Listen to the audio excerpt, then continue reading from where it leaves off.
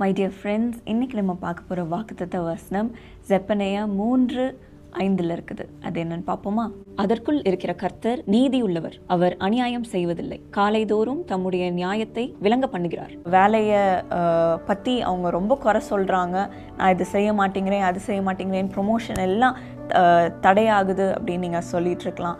இல்லைனா உங்களோட குடும்பத்தில் உங்களை பற்றி தப்பாக பேசி உங்களுடைய ரெப்யூட்டேஷனை, உங்களுடைய பேரே ஸ்பாயில் பண்ணியிருக்கலாம், அவங்க நாசம் பண்ணியிருக்கலாம்.